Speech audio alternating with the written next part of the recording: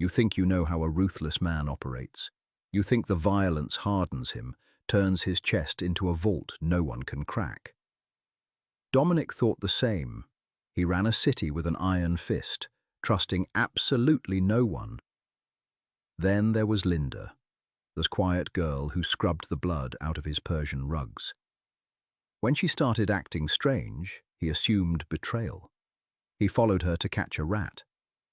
Instead, he found a crumbling hospital, a devastating secret, and the one thing he never expected to lose: his own cold heart. Dominic did not believe in coincidences. In his line of work, a coincidence was just a well-planned assassination that hadn't pulled the trigger yet. He noticed everything: the slight tremor in a capo's hand when he lied, the exact angle of the security cameras in the warehouse, the way the ice melted in his bourbon when a conversation stretched too long. And lately he noticed Linda. Linda was a ghost in a house full of loud, violent men. She was 24, maybe 25, with mousy brown hair always tied back in a severe, practical knot. She wore the standard grey uniform of the estate's domestic staff. But on her, it hung loose, draped over a frame that seemed to be shrinking by the week. She didn't speak unless spoken to. She didn't flinch when Dominic's men dragged a bleeding associate through the kitchen. She just waited for them to pass, grabbed the bleach, and got to work. She was perfect, invisible, until 3 weeks ago. It started with the broken glass. Dominic had been sitting in his study, going over the ledger from the docks. The room was heavy with the smell of old leather and the stale smoke of a Cuban cigar. Linda had come in to clear the coffee cups. She reached for the tray, her hand shaking so badly that a heavy crystal tumbler slipped from her fingers. It shattered against the hardwood floor. Dominic hadn't moved. He just slowly looked up. Most of the staff would have dropped to their knees, begging forgiveness, terrified of the man who ordered hits before his morning espresso. Linda didn't. She just stared at the broken glass for a long, agonizing moment. Her eyes were hollow, exhausted. When she finally looked at him, there was no fear, just a heavy, suffocating resignation. "I'll clean it up, Mr. Gallo," she had whispered. Her voice was raspy, like she hadn't used it in days. Since then, the anomalies piled up. She was arriving late. Her skin had taken on a pale, translucent quality. The dark circles under her eyes bruised purple. Twice he caught her lingering near the heavy mahogany doors of his office when he was taking meetings with his lieutenants. In Dominic's world, a sudden change in behavior meant one thing: someone was compromised. The feds were leaning on them, or a rival family had found a pressure point. Then came Tuesday afternoon. Dominic was standing by the floor-to-ceiling windows of his study, watching the grey autumn rain lash against the glass. The city below looked like a smear of dirty charcoal. A quiet knock sounded at the door. "Come in." It was Linda. She didn't carry her cleaning caddy. She stood in the doorway, her hands clasped tightly in front of her. Her knuckles were white. "Mr. Gallo, I need to ask a favor." Dominic turned around. He leaned against the windowsill, crossing his arms. He didn't offer a smile. He didn't offer comfort. "Speak." "I need an advance on my salary. 2 months, if possible. And I need to leave at 3 o'clock today." Dominic studied her. A rat usually didn't ask for money up front, but a desperate rat might. A rat trying to buy a bus ticket out of state before the heat came down. 2 months is a lot of money, Linda," he said. His voice was a low, gravelly baritone that usually made people sweat. "Are you in trouble?" "No, sir." She lied. He could hear the faint catch in her throat. "It's personal." "I don't do personal. I do business." He walked slowly toward his desk, keeping his eyes locked on hers. You want 2 months' pay. You want to leave early. In my world, people who want sudden cash and a quick exit are usually running from something or someone. I'm not running, she said, her voice dropping to a whisper. I have an obligation, please. I wouldn't ask if I had a choice. He pulled open the top drawer of his desk. He took out a thick stack of $100 bills bound in a rubber band. He tossed it onto the polished wood. It hit with a heavy thud. Take it, Linda exhaled a shaky breath. She stepped forward, her hand trembling as she picked up the cash. Thank you, Mr. Gallo. I'll make up the hours, I swear it. See that you do. You're dismissed. She hurried out of the room, clutching the money to her chest like a shield. Dominic watched the door click shut. He stood perfectly still for 10 seconds. Then he reached into his jacket, pulled out his keys, and bypassed his security chief entirely. If she was selling him out, he wanted to look her in the eye when he ended it. Dominic didn't take the armored SUV. He didn't take a driver. He went down to the subterranean garage and chose a nondescript black sedan. It was the kind of car that disappeared into city traffic, invisible to the untrained eye. He waited down the block from the estate's service entrance. At exactly 3:05 p.m., Linda emerged. She was out of her uniform, wearing a faded navy trench coat that looked completely inadequate for the biting November wind. She pulled the collar up around her neck and started walking fast. She didn't look over her shoulder. She didn't act like a woman checking for a tail. She just moved with a desperate, singular focus. Dominic put the car in gear and rolled slowly into the traffic, keeping 2 cars between them. She walked 6 blocks in the freezing rain to the subway station. Dominic cursed under his breath, parked the sedan in an illegal loading zone, and followed her down the concrete stairs into the humid, urine-scented subterranean tunnels. He kept his distance, blending into the crowd of tired commuters. He was a predator in his natural habitat, moving seamlessly through the shadows. Linda stood on the platform, staring blankly at the dark tunnel ahead. She clutched a worn canvas tote bag tightly against her side. The money was in there. Dominic knew it. He watched her hands. They were raw, the skin red and cracked from cheap soap and harsh chemicals. The train screeched into the station. She got on. Dominic slipped into the next car, watching her through the connecting windows. She didn't get off at the financial district, where the FBI field office was. She didn't get off in Little Italy, where the rival Moretti family held court. The train kept going, out of the affluent center of the city, out of the commercial zones. It rattled into the crumbling, neglected outer boroughs. The skyline outside the windows shifted from gleaming glass skyscrapers to decaying brick tenements and graffiti-scarred concrete. Finally, she stood up. The doors opened at a station in the deep south side. Dominic followed her up to the street level. The rain had stopped, leaving the air heavy and cold. Puddles choked with trash reflected the flickering orange glow of the streetlights.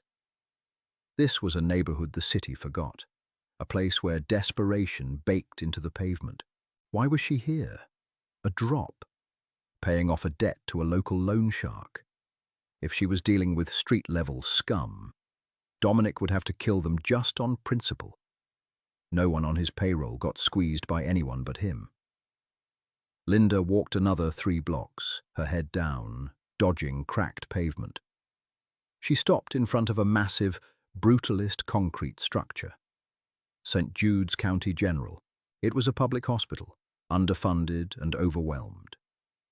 The neon sign above the emergency room was missing 3 letters. Ambulances idled near the entrance, their red lights splashing across the wet pavement. Dominic frowned, a cold prickle of confusion settling at the base of his neck. A hospital. He watched as Linda pushed through the heavy glass doors. He waited 30 seconds, then followed. The lobby smelled of industrial bleach, stale coffee, and human misery. It was packed. People slumped in plastic chairs, nursing broken arms, coughing into dirty rags, waiting for doctors who were hours behind schedule.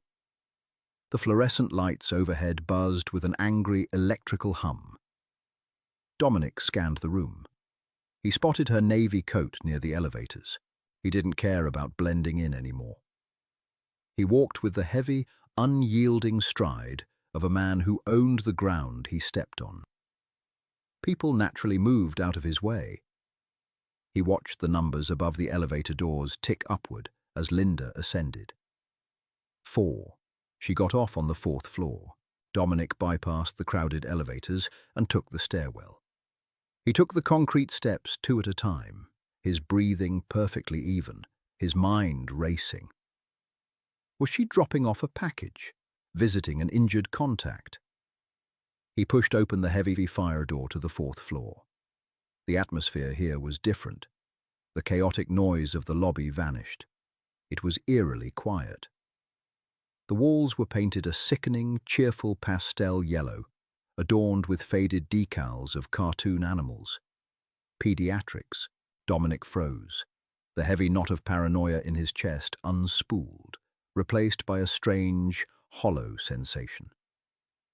He walked down the corridor. His custom leather shoes made no sound on the linoleum. He passed open doors. Inside, machines beeped rhythmically. Exhausted parents slept in uncomfortable plastic chairs. Small, fragile bodies lay buried under white sheets. At the end of the hall, near the nurses' station, he saw her. Room 412. Dominic stood in the shadow of a linen cart, completely still. The door to room 412 was slightly ajar. A narrow sliver of the room was visible. He didn't need to kick the door down. He didn't need his gun. The weapon in his holster suddenly felt absurd. A useless hunk of metal in a place where the real enemy was invisible and completely immune to bullets. He stepped closer to the gap in the door. Linda was sitting on the edge of a narrow hospital bed. Her trench coat was discarded on a chair. She was leaning over a child, a boy, maybe 6 or 7 years old. The kid was devastatingly small. His head was completely bald, his skin the color of old parchment, crisscrossed with blue veins.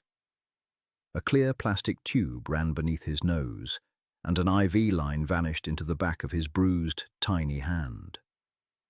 Dominic watched. He didn't breathe. Linda wasn't crying. She was smiling.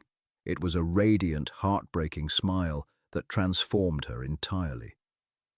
The invisible, beaten-down maid from his estate was gone. In her place was a woman glowing with a fierce, desperate kind of love. "Look what I brought, Keo," Linda whispered. Her voice carried through the crack in the door. It wasn't raspy anymore. It was soft, warm. She reached into her canvas tote bag. She didn't pull out the stack of $100 bills. She pulled out a small, battered comic book and a blue plastic action figure. The boy's eyes fluttered open. They were the exact same shade of brown as Linda's. He offered a weak, lopsided grin. "Captain Galaxy," the boy rasped, his voice barely louder than the hum of the heart monitor. "The one and only," Linda said. She placed the toy in his hand and pressed a kiss to his forehead. She lingered there, her eyes closing, absorbing the heat of his skin. "How are you feeling today, buddy?" "Tired. My bones hurt, Linda." "I know, baby, I know." She stroked his bald head. "The doctor says the new medicine is going to make you feel a little worse before you feel better. But you're tough, right? You're my tough guy. Tougher than Captain Galaxy." "Way tougher." Linda sat back.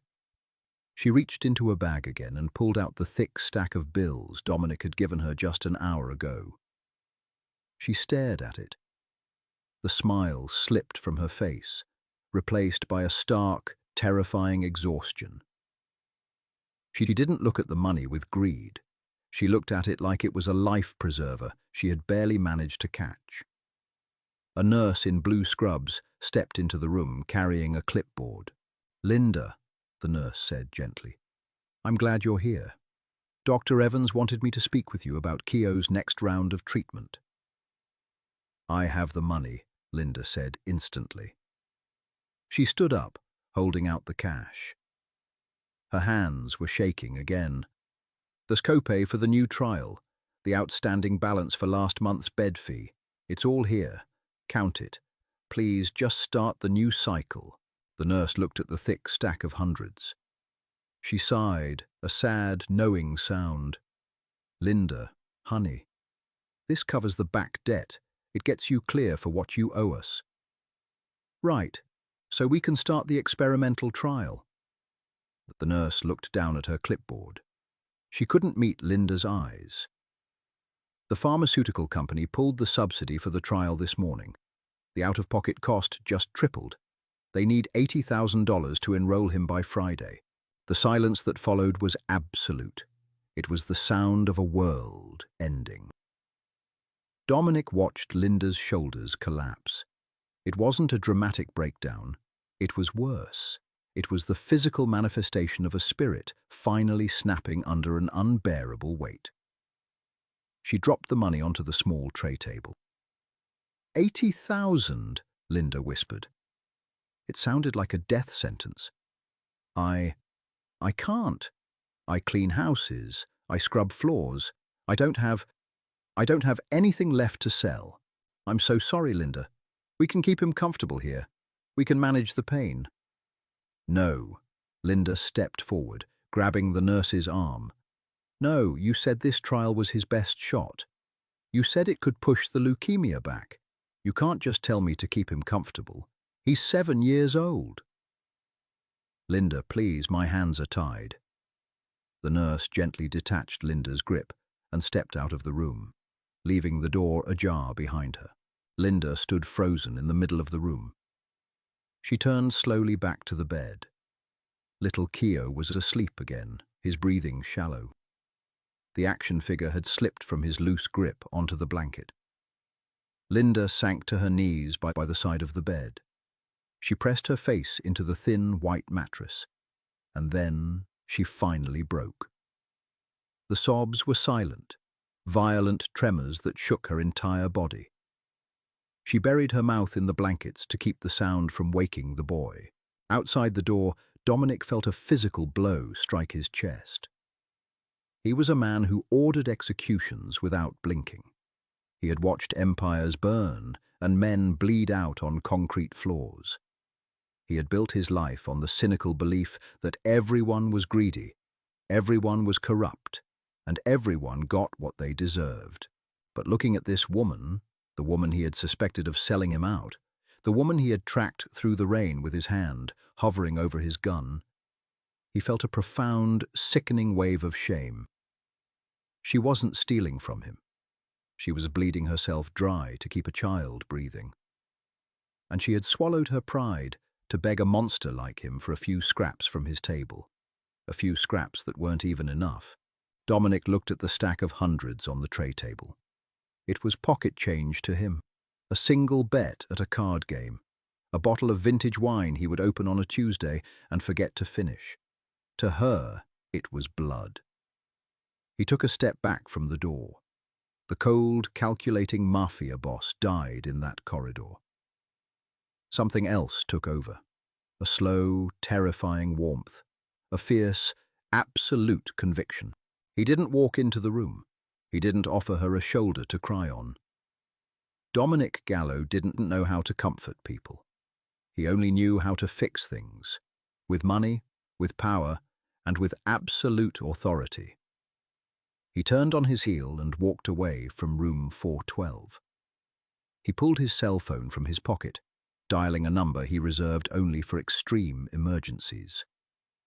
"Yeah, boss," a gruff voice answered on the first ring. "Get my accountant on the line," Dominic said, his voice echoing off the ugly yellow walls of the pediatric ward. His tone left no room for questions. "And find out who runs the board of directors for St. Jude's County General." I want to buy a hospital wing by tomorrow morning. Power moves in silence. It doesn't announce itself with a parade or a press conference. In Dominic Gallo's world, power was a phone call at 3 in the morning that made a grown man halfway across the city wake up in a cold sweat. Arthur Rossi, Dominic's chief financial officer, made that call. He didn't call the hospital's front desk. He didn't call the billing department. He called the private cell phone of the chief administrator for St. Jude's County General. By 4 a.m., the hospital board was engaged in a panicked, unauthorized emergency conference call. By 5:30 a.m., a wire transfer routed through 3 shell companies in Delaware hit the hospital's underfunded operating account. It wasn't $80,000.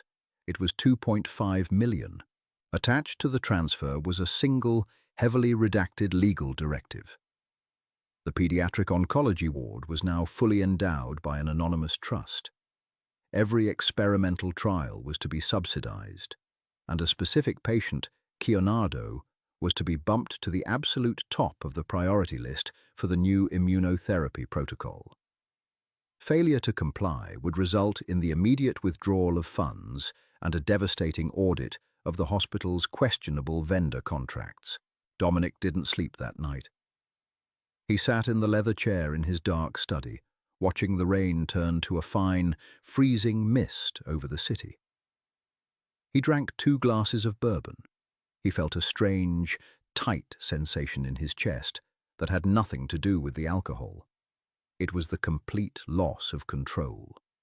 He had just diverted millions of dollars, broken his cardinal rule of absolute detachment, and exposed a financial artery, all for a woman who cleaned his toilets. He was losing his mind.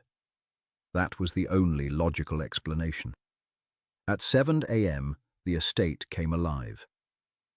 Dominic heard the heavy oak doors downstairs opening and closing. He heard the muffled voices of his security detail changing shifts. And then he heard the familiar rhythmic squeak of a cleaning cart moving down the second-floor hallway. Linda was here. Dominic stepped out of his study. He stood in the shadows of the landing, looking down the long corridor. She looked worse than yesterday. The absolute defeat in the hospital room had hollowed her out completely. Her skin was a terrifying ashen grey. She moved with mechanical slowness, spraying polish onto the mahogany wainscoting and wiping it down with a rag. She wasn't looking at the wood. She was staring through it. She looked like a woman who was simply waiting for her heart to realize it was supposed to stop beating. Dominic's jaw tightened. He wanted to walk down there. He wanted to grab her by the narrow shoulders, shake her, and tell her it was handled. He wanted to see the crushing weight lift off her neck. But he didn't. He couldn't. If she knew what he was, what he had done, it would terrify her. He was a monster who traded in blood and extortion. You didn't take miracles from monsters. There was always a price. Down the hall, Linda's cheap plastic cell phone vibrated violently against the wood of her cleaning cart. She flinched. She stared at it for a long time, terrified of the caller ID. When a hospital calls before 8 a.m., it is never good news. Her hand hovered over the device. Her fingers were trembling so badly she could barely swipe the screen to answer. "Hello?" Her voice was a fragile, papery whisper. Dominic stood perfectly still. He didn't breathe. "Yes, this is Linda." A pause. She leaned heavily against the wall, her knees buckling slightly. I know. I told the nurse yesterday. I don't have the money for the trial. I'm trying to figure something out. Please just give me a few days." She stopped talking. From 30 feet away, Dominic watched the exact moment the words registered in her brain. Her posture changed.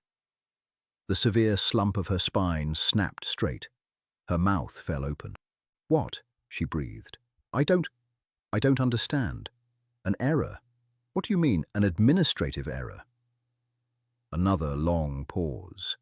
The person on the other end was talking fast. Fully funded, Linda repeated, the words sounding foreign on her tongue. The trial, the bed fee, everything. She dropped the rag. It hit the floor with a soft, wet slap. When does he start? She was crying now, not the silent, agonizing sobs from the hospital room. This was a frantic, desperate weeping, punctuated by sharp gasps for air. Today. Yes, yes, I consent. Do whatever you need to do. Thank you. Oh my God, thank you. She hung up the phone.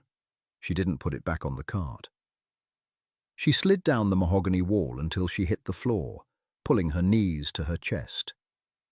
She buried her face in her hands, her shoulders shaking violently as years of terror and exhaustion poured out of her in a flood of relief. Dominic watched her cry, the tight, uncomfortable knot in his chest finally unspooled. He didn't feel the cold cynicism that usually dictated his life. He felt something dangerously close to peace. He stepped back into the shadows of his study and closed the door without making a sound. The atmosphere in the Gallo estate shifted over the next 3 weeks. It wasn't something the men could pinpoint. The bourbon was the same. The cigars were the same. The weekly meetings detailing extortion rackets, union skimming, and territory disputes went off without a hitch. But the boss was different. Dominic was usually a coiled spring. He snapped at incompetence. He demanded silence in the hallways when he was working. Lately, however, a strange, quiet tolerance had settled over him. And then there was the new rule regarding the West Wing. Nobody walks on the carpets in the West Wing with street shoes, Dominic had announced calmly during a sit-down with his capos. And if you leave a mess in the kitchen after midnight, you clean it up yourself or you lose a finger. Carlo, a heavily scarred enforcer who had known Dominic for a decade, had stared at him in disbelief. You want us washing dishes, boss? I want you not acting like animals, Dominic replied, his voice flat and uncompromising. The staff is overworked. The staff was not overworked. There were 5 maids, 2 cooks, and a groundskeeper. But Dominic had noticed that Linda usually drew the short straw on the kitchen cleanup after the men had their late-night poker games. He wasn't going to let her scrub dried marinara sauce off plates at 2 in the morning when she needed to be at the hospital by dawn. Linda, for her part, was a completely different woman. The hollow ghost was gone. She still wore the shapeless grey uniform. She still kept her eyes downcast when the men were around. But the terminal exhaustion had vanished. There was colour in her cheeks. She moved with a brisk, determined energy. Sometimes, when she thought the house was empty, Dominic caught her humming. It was a quiet, off-key melody, a lullaby. It drove him absolutely crazy. He found himself manufacturing reasons to leave his office. He would walk down to the kitchen for a glass of water he didn't want, just to watch her wipe down the marble counters. He would stand on the balcony smoking a cigarette, tracking her movements as she crossed the courtyard to the laundry house. He was stalking his own maid. He knew it was pathetic. He didn't care. One Tuesday evening, the precarious balance in the house tipped. Dominic was in his study, going over a disputed shipping manifest. The door was open. Down the hall, he could hear the low murmur of voices. Carlo and another soldier, a young hothead named Dante, were arguing about a missed pickup at the docks. Linda walked past the open doors of the study, carrying a stack of fresh towels. "Hey, you!" Dante snapped. Dominic's head snapped up. He dropped his pen. "Get me a coffee. Black. And make it quick," Dante ordered, his voice dripping with the arrogant condescension of a man who carried a gun and thought it made him a god. Dominic stood up from his desk. His blood ran instantly cold. He moved toward the door, his hand instinctively brushing against the heavy steel of the pistol holstered at his waist. He was going to break Dante's jaw. He was going to throw the kid out the second-story window. But before Dominic could step into the hallway, Linda stopped. She didn't flinch. She didn't cower. The desperate woman from the hospital was gone. The woman standing in the hallway was a mother who had stared down a terminal diagnosis and won. A punk with a gun didn't register on her threat scale anymore. Linda turned slowly. She looked at Dante. Her brown eyes were completely dead, flat and unimpressed. "I am the domestic staff," Linda said. Her voice was quiet, but it possessed a razor-sharp edge that cut right through the masculine posturing in the room. "I do laundry. I clean floors. I do not run errands for associates who can't find the kitchen. The coffee machine is downstairs, second door on the left. Press the green button." Dante's face flushed a dark, ugly red. He stepped forward, puffing out his chest. "Listen to me, you little—" "Dante!" The single word cracked through the hallway like a bullwhip. Everyone froze. Linda blinked, the sudden sharp noise breaking her focus. Dante spun around, the aggressive flush draining from his face instantly. Dominic stepped out of his office. He didn't yell. He didn't need to. He just looked at Dante. The silence stretched, thick and suffocating. "Is there a problem with the coffee machine, Dante?" Dominic asked softly. "No, boss," Dante stammered, taking a quick step backward. Just asked a question." She gave you the answer. Second door on the left, green button. Dominic's eyes were like black ice. "If you ever speak to the staff like that again, you won't need coffee. You'll need a liquid diet. Am I clear?" "Crystal, Mr. Gallo. Sorry, miss." Dante ducked his head and practically sprinted toward the stairs, Carlo trailing behind him with a low, nervous whistle. The hallway fell dead silent again.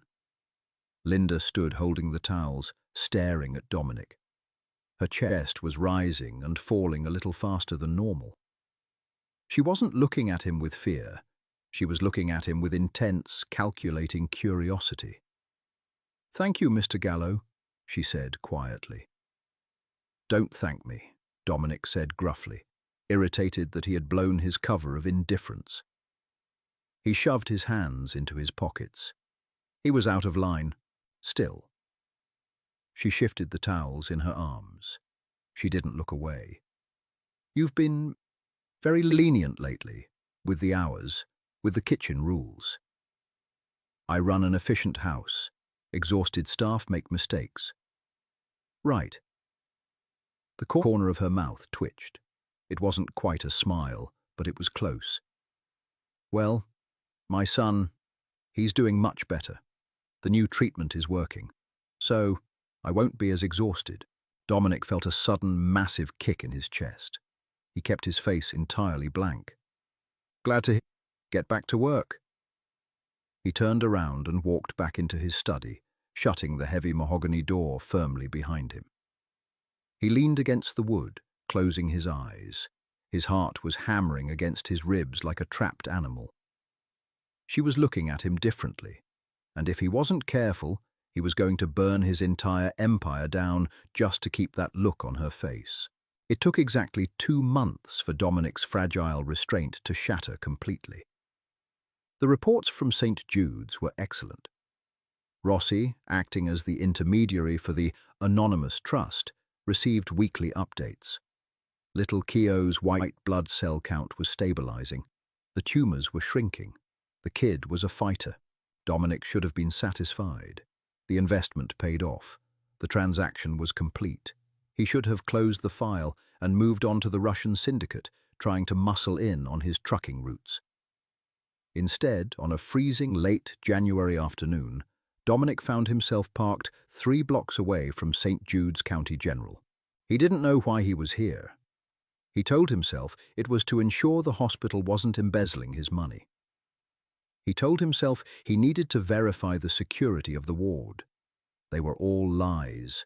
He was a man starving to death, and he just wanted to look at the fire through the window for a few minutes. He slipped into the hospital through a side entrance, bypassing the crowded lobby. He wore a dark wool overcoat, a charcoal suit, and a black scarf. He looked exactly like what he was, a wealthy, dangerous man who did not belong in a public health clinic. He took the stairs to the 4th floor. The pediatric ward was quieter today. The obnoxious pastel yellow walls still offended his sensibilities. He walked down the hall toward room 412.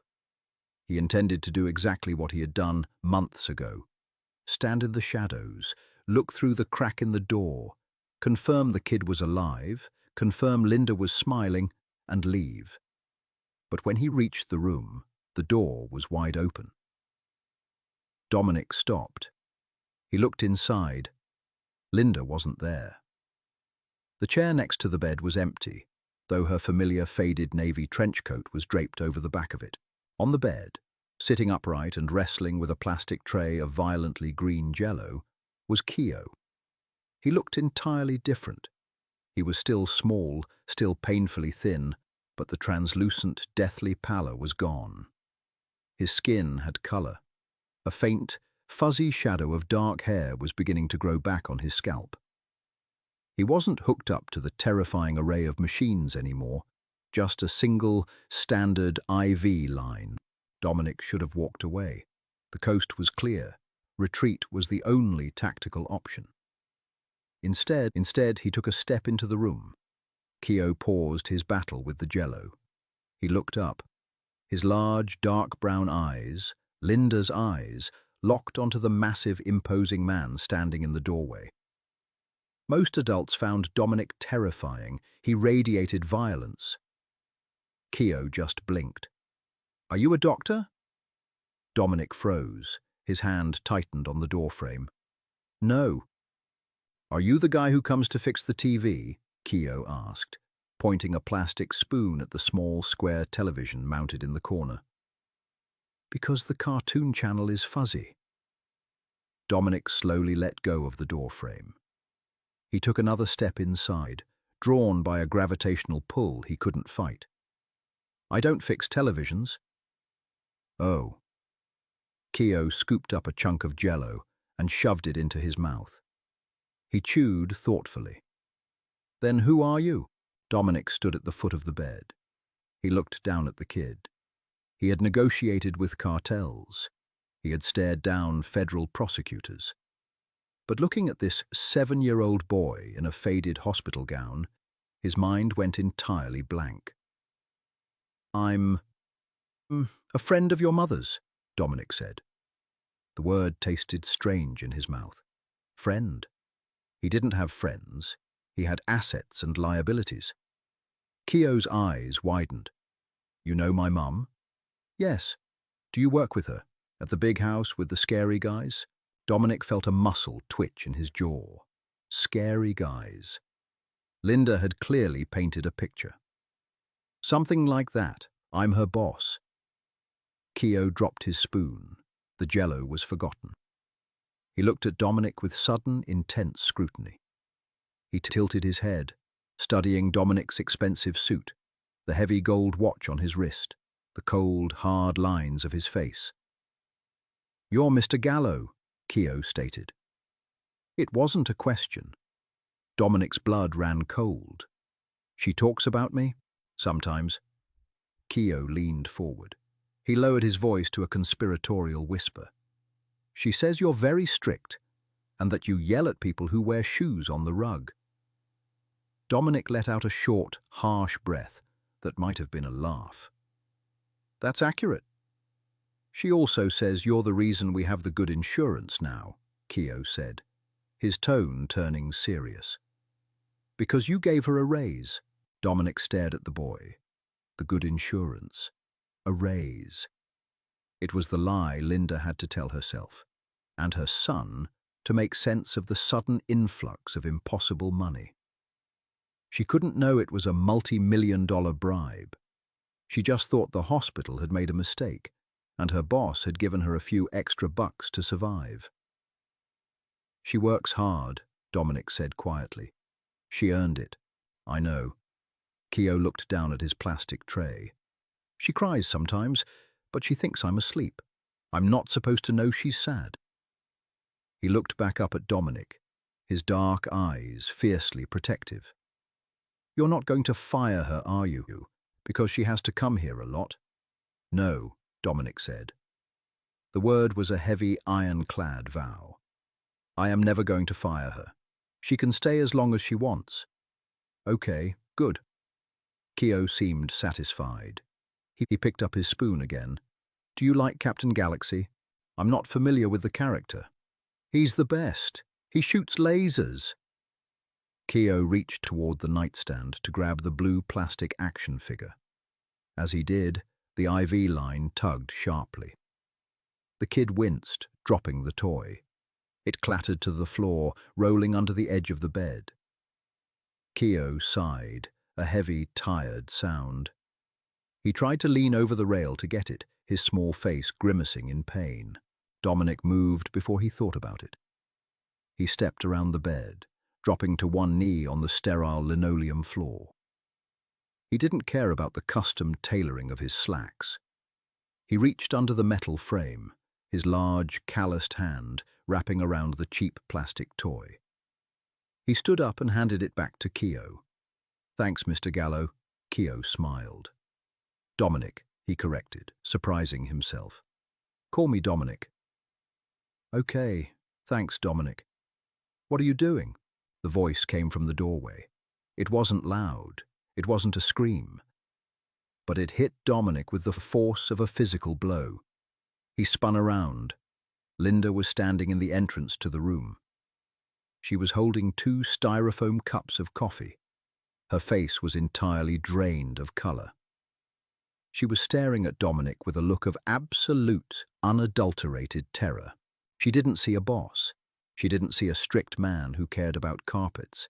She saw a ruthless Mafia boss standing 3 feet away from her fragile, recovering son. She saw the violence he carried, the blood on his hands, invading the one safe space she had left in the world. Linda, Dominic started, taking a step toward her. Get away from him, she whispered. Her voice shook, but her eyes were wild, feral. She dropped the coffee cups. The hot brown liquid splashed across the linoleum, soaking into the pristine white floor. She didn't care. She crossed the room in 3 frantic strides, shoving herself between Dominic and the hospital bed. She put her arms out, shielding Keo from view. She was shaking violently, her chest heaving. Mom, Keo asked, his voice spiking with panic. Mom, what's wrong? He just got my toy. Hush, Keo, don't look at him, Linda commanded, never taking her eyes off Dominic. She looked at him like he was a loaded gun pointed at her child's head. What are you doing here, Mr. Gallo? Did I do something wrong? Did I take too much time off? I'll work double shifts. I'll clean the garage. Please, just don't be here. Dominic felt physically sick. He had killed men. He had ruined lives. He had never once felt guilty for any of it. But standing here, watching this woman throw her own frail body between him and a sick child, he hated himself. He hated what he was. He hated that his mere presence was enough to traumatize her. I'm not here to threaten you, Linda, Dominic said. He kept his voice low, trying to project a calm he didn't feel. He held his hands up, open, showing he wasn't reaching for a weapon. I was just in the neighborhood. I wanted to see how the boy was doing. You don't do neighborhoods like this, Linda snapped, her maternal instinct completely overriding her fear of him. And you don't care about sick kids. You're a businessman. You deal in debts. What do I owe you? Tell me what I owe you, and I'll pay it. You owe me nothing. People like you don't do anything for nothing, she cried out. Mom, stop it, Keo yelled from behind her, his small voice cracking. He's nice. He's the one who gave you the raise. The room went completely silent. Linda froze. The frantic, terrified energy drained out of her in a rush. She lowered her arms slowly. She turned her head, just slightly, to look at her son. "What did you say?" she whispered. "He's the boss you told me about," Keogh said, looking confused and frightened by his mother's reaction. "The one who gave you the money for the hospital." Linda turned slowly back to Dominic. The terror in her eyes was gone. In its place was a sharp, blinding intelligence, piecing together a puzzle she hadn't even known existed. She thought about the advance he gave her without a second thought. She thought about Dante being disciplined in the hallway for disrespecting her. She thought about the impossible, miraculous, administrative error that had funded a multi-million-dollar pediatric ward overnight, an administrative error, an anonymous trust. She looked at Dominic, really looked at him. She saw the tension in his shoulders. She saw the way his eyes, usually so cold and empty, were suddenly defensive, vulnerable.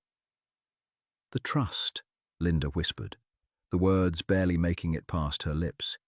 "The anonymous donor." Dominic didn't say anything. He couldn't. "The hospital said, they said a private benefactor endowed the whole ward," Linda continued, taking a slow step toward him. $2.5 million. She stopped 3 feet away from him. She stared up into his face. "Was it you?" she asked. Her voice wasn't angry. It wasn't terrified. It was broken wide open. "Did you do that?" Dominic looked at her. He could lie.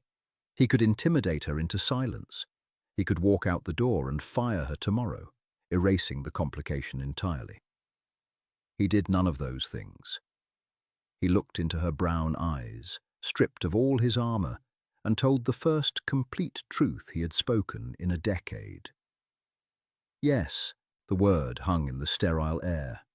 "Yes." Linda stared at him. The styrofoam coffee cups lay on the linoleum, a dark brown puddle slowly expanding toward the toes of Dominic's handmade Italian shoes. She didn't look at the mess. She didn't look at her son. She just looked at the man who ordered executions and subsidized pediatric oncology wings. "Why?" she breathed. Dominic didn't have a poetic answer. He didn't have a lie prepared. He was completely stripped of his usual defenses. "Because I had the money, and because he didn't deserve to die." Linda's chest hitched. A single tear broke free, tracking a hot line down her pale cheek. She reached behind her blindly, finding the doorframe for support. "Mom?" Keogh's voice was small, wavering with uncertainty. Linda snapped out of her shock. She turned back to the bed. She forced a smile onto her face, though it trembled violently. "It's okay, baby. Mommy just dropped her coffee. I'm going to step into the hall with Mr. Gallo for a second, okay? Eat your jello." She didn't wait for Keogh's answer. She grabbed Dominic's sleeve. Her grip was surprisingly strong, her knuckles white against the dark wool of his coat. She pulled him out of the room and pushed the heavy wooden door almost completely shut. The hallway was empty. The buzzing of the fluorescent lights suddenly sounded deafening. Linda let go of his coat and took a step back, wrapping her arms around her own ribs. $2.5 million, she whispered, shaking her head. "Dominic, Mr. Gallo, I can't pay that back. Not in 3 lifetimes. Not if I scrubbed every floor in the city." "I didn't ask for a repayment plan, Linda." "Then what do you want?" she asked. There was a hard, cynical edge to her voice now. The world had taught her that every gift was a transaction, a trap. "Men like you don't drop millions of dollars out of charity. What is the catch? Do you want me to launder money? Do you want me to hold packages? What is it?" Dominic felt a muscle twitch in his jaw. It stung. It shouldn't have, but it did. She was entirely right to suspect him. He was a monster. But the idea of using her, of putting her in danger, made his stomach turn. He stepped closer, towering over her. He kept his hands firmly at his sides. "I want nothing. There is no catch. There is no package. The money is gone. It's an anonymous trust. I can't touch it, and neither can you. It exists solely to keep that kid breathing. Why? She demanded again, her voice cracking. I'm just the maid. You didn't even know my name 3 months ago. I knew your name, Dominic said softly. Linda froze. I noticed you, he continued, his voice dropping to a gravelly register. The truth was bleeding out of him, and he couldn't stop it. I noticed that you worked harder than anyone else in that house. I noticed that you looked like a ghost. I followed you here because I thought you were compromised. I thought you were selling me out to the feds or the Morettis. Linda let out a wet, incredulous laugh. You thought I was a rat. In my world, everyone is a rat eventually, Dominic said flatly. But then I saw you in that room. I heard the nurse tell you the price tag on his life. I saw you break. He paused. He looked away, down the long, ugly, yellow corridor. I ruin things for a living, Linda. I tear down. I break apart. For once in my miserable life, I wanted to fix something. He looked back at her. Her brown eyes were wide, swimming with unshed tears. I'm not asking for your gratitude, Dominic said, his tone turning cold, professional. He needed to put the armor back on before he did something stupid, like touch her. And I'm not asking for your fear. You keep your job. You keep your hours. You go back in there and you sit with your son. We never speak of this again. He didn't wait for her to agree. He turned on his heel and walked away. Linda stood in the hallway, watching the broad, dark line of his shoulders disappear into the stairwell. She didn't feel fear anymore. She felt an overwhelming, terrifying warmth. The devil had brought her a miracle, and she was starting to realize he wasn't the devil at all. 3 months later, the bitter winter thawed into a wet, grey spring.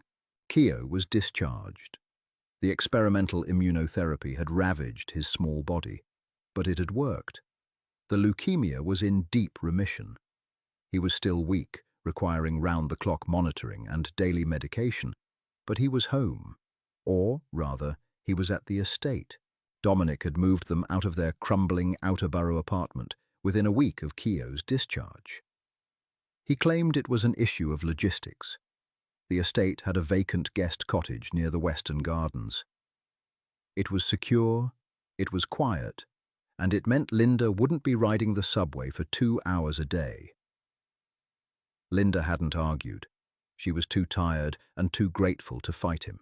The dynamic between them had shifted into a tense, unspoken truce. Linda still cleaned the main house. Dominic still ran his empire. But the heavy, invisible line separating the boss from the maid was blurring. Dominic found himself altering his schedule. He took his morning espresso on the back terrace, exactly at the time Linda walked Keo through the gardens for his daily sunshine. He would watch the kid chase butterflies, his bald head covered by a bright red baseball cap. Sometimes Keo would wave. Dominic would offer a stiff, barely perceptible nod in return. It was peaceful. It was domestic. It was incredibly dangerous.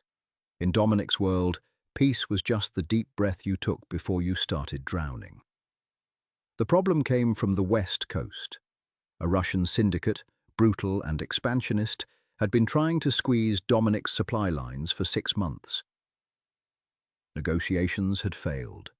Warnings had been ignored. The Cold War had finally turned hot. It happened on a Tuesday. Linda had taken Keo to the hospital for his weekly blood draw. Dominic, paranoid about the escalating tensions, had strictly forbidden them from taking a cab. He had assigned his personal driver, a massive, silent man named Bruno, to take them in the armoured SUV. Dominic was in his study, pacing the Persian rug, waiting for the text that they were back inside the estate gates. His cell phone rang. It wasn't Bruno. It was Arthur Rossi, his financial officer. "Boss," Rossi said, his voice tight. "We have a problem. The Russians just hit the warehouse down by the docks. They burned it to the ground." Casualties are high. Dominic's blood turned to ice. Where is the hit squad now? Gone. But police scanners are reporting a shootout on the I-95 overpass. 2 black SUVs.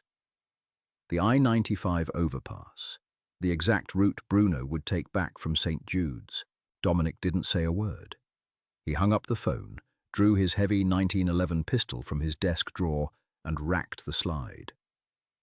He didn't take the stairs. He didn't wait for his security detail. He sprinted through the main hall, out the heavy oak doors, and vaulted into the driver's seat of his reinforced sedan. The engine roared to life. He tore out of the estate gates, gravel flying, his mind a terrifying blank of absolute, murderous focus. He reached the overpass in 8 minutes. Traffic was completely stopped. Black smoke billowed into the grey spring sky. Dominic slammed on the brakes, abandoning the sedan in the middle of the highway. He sprinted through the gridlocked cars, his weapon drawn, ignoring the screams and honks of panicked civilians. Up ahead, he saw it. Bruno's armoured SUV was pinned against the concrete median. The hood was crumpled, hissing steam. The bulletproof glass was heavily spiderwebbed, peppered with assault rifle fire. 2 heavily armed men in tactical gear were advancing on the pinned vehicle. Dominic didn't yell. He didn't issue a warning. He raised his pistol and fired 3 times. The first 2 rounds took the trailing gunman in the spine. He dropped like a stone. The second gunman spun around, raising his rifle.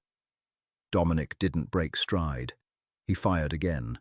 The bullet caught the man in the throat. He collapsed against the concrete barrier, choking on his own blood. Dominic reached the SUV. The driver's side door was jammed shut. He looked through the shattered glass. Bruno was slumped over the steering wheel, bleeding heavily from a head wound, but he was breathing. Dominic wrenched the rear passenger door open. "Linda!"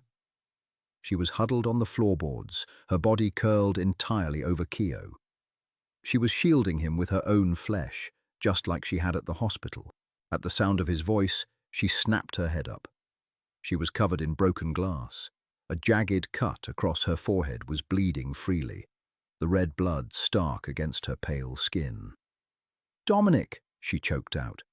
He reached in, grabbing her by the arms and hauling her out of the vehicle. He dragged Keo out next, holding the terrified boy against his chest. "Are you hit? Are you shot?" Dominic demanded, his hands frantically checking Linda's arms, her back, her neck. No, it's just glass. Keo is fine. He's fine," she babbled, her hands shaking as she grabbed Dominic's lapels. "They came out of nowhere. They just started shooting." "I know. I've got you." More sirens wailed in the distance. The police were coming. Dominic couldn't be here when they arrived, not with 2 dead bodies on the asphalt. He looked at Bruno. The driver was stirring, groaning in pain. "Bruno! Keys!" Bruno fumbled in his pocket and tossed Dominic a spare fob for a safe house vehicle parked 3 blocks away. Dominic grabbed Linda's hand. His grip was ironclad. "We have to move, now." They ran. They left the wreckage, the smoke, and the dead men behind. Dominic kept himself positioned between Linda and the open road, a human shield ready to catch a bullet. He didn't feel the adrenaline. He just felt a cold, absolute certainty. He would burn the entire city to the ground before he let anyone touch them. The safe house was a high-rise penthouse in the financial district, registered under a shell corporation. It was sterile, cold, and entirely secure. Dominic locked the heavy steel door behind them. He set the alarm system. Only then did he let go of his gun. He placed it on the marble kitchen island. Keo was sitting on the modern leather sofa, clutching his Captain Galaxy figure. He wasn't crying. He was in shock. Linda rushed to the bathroom and came back with a warm, wet towel. She knelt in front of her son, gently wiping the dust and tiny shards of glass from his face. "It's okay, baby. We're safe. Dominic got us out. We're safe." Dominic stood by the floor-to-ceiling windows, looking out over the city skyline. His back was to them. He felt a deep, agonizing ache in his left side. The adrenaline was fading. He looked down at his grey suit jacket. The fabric was torn just below the ribs. It was soaked in dark, thick blood. A ricochet from the rifle fire. He hadn't even felt it. He shrugged off the jacket, letting it drop to the floor. The white dress shirt underneath was ruined. Linda stood up. She saw the blood.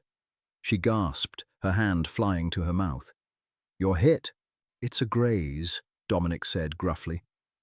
He unbuttoned his shirt with slightly trembling fingers. "Just took some meat. I've had worse." "Sit down," Linda ordered. It wasn't a request. It was the tone of a woman who had spent the last year fighting a war in hospital rooms. Dominic looked at her. He didn't argue. He walked over to a heavy wooden dining chair and sat down. Linda went to the kitchen and found the emergency first aid kit stashed in the pantry.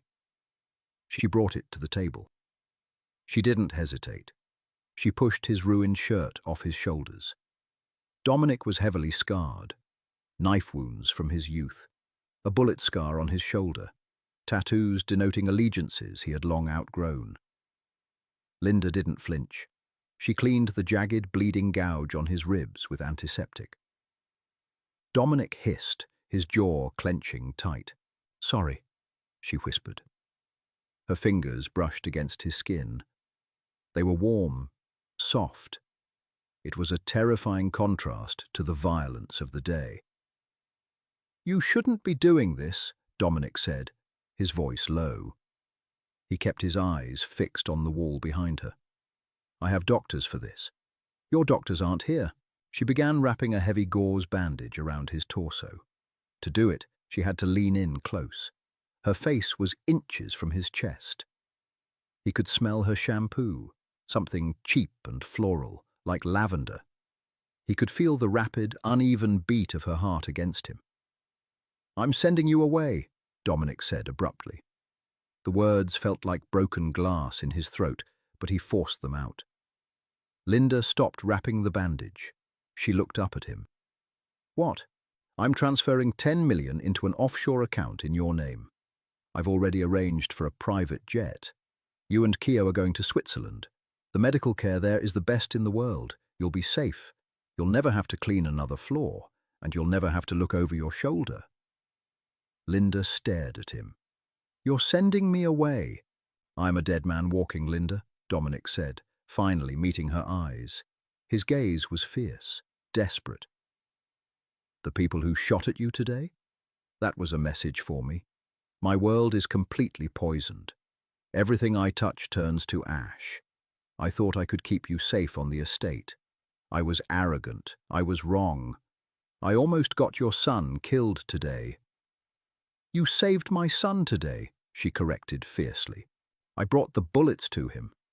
Dominic raised his voice, a raw, jagged sound tearing from his chest. "Look at me, Linda.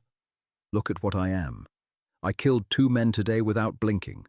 I'm going to spend the next week hunting down the rest of that syndicate, and I'm going to butcher them. That is my reality. You do not belong in it. You are good. You are clean. I won't let my filth drag you down." Linda finished tying off the bandage. She didn't step back. She stayed exactly where she was, standing between his knees, her hands resting lightly on his bare chest. "I've been clean my whole life," Linda whispered, looking deep into his eyes. "Being clean got me a crumbling apartment and a son dying in a public ward because I couldn't afford the luxury of keeping him alive." She stepped closer. The cynical, beaten-down Maid was entirely gone. "I don't want clean anymore, Dominic. Clean didn't save my boy. You did." She reached up, tracing the hard line of his jaw. "You think you're a monster. Let me tell you something about monsters. They don't buy pediatric wards for strangers. They don't take a bullet shielding a kid who isn't theirs. Dominic's breath hitched. He closed his eyes, leaning into her touch like a starving man. "Linda, please, if they hurt you—" "They won't," she said, her voice dropping to a fierce, quiet certainty. "Because you won't let them." She didn't wait for him to argue. She leaned down and pressed her lips to his. It wasn't a gentle, romantic kiss. It was desperate. It was rough. It tasted of adrenaline, copper blood, and absolute survival. Dominic groaned, a deep, surrendered sound. His massive hands came up, wrapping around her waist, pulling her fiercely against his chest. He held her like she was the only anchor keeping him tethered to the earth. He had spent his entire life building walls. He had acquired wealth, power, and fear to ensure no one could ever touch him. And it only took a quiet woman with a mop to completely dismantle his empire. When they finally broke apart, both of them were breathing heavily. Dominic rested his forehead against hers. The silence in the penthouse was thick, but it wasn't lonely anymore. "Switzerland is cold," Linda whispered against his lips. "I think I'd rather stay here, with you." Dominic let out a shaky breath, a smile finally cracking the hard, ruthless lines of his face. He pulled her tighter. "Okay," he murmured. "You stay." He opened his eyes, looking past her shoulder to the living room. Keo had fallen asleep on the leather sofa, the blue plastic action figure tucked safely under his arm. Dominic Gallo was still a ruthless man. He still ran a city with an iron fist. But as he held the woman who had cracked the vault of his chest wide open, he knew one thing for certain. He finally had a reason to fight. That's the reality of Dominic and Linda's story. Sometimes the greatest miracles come from the darkest places. Did you expect Dominic to risk his entire empire for his maid? Let me know your favorite moment down in the comments. If this gritty, emotional ride kept you on the edge of your seat, smash that like button and share it with someone who loves a real redemption arc. Don't forget to hit subscribe and ring the bell so you never miss another deep dive story. Thanks for watching, and I'll see you in the next one.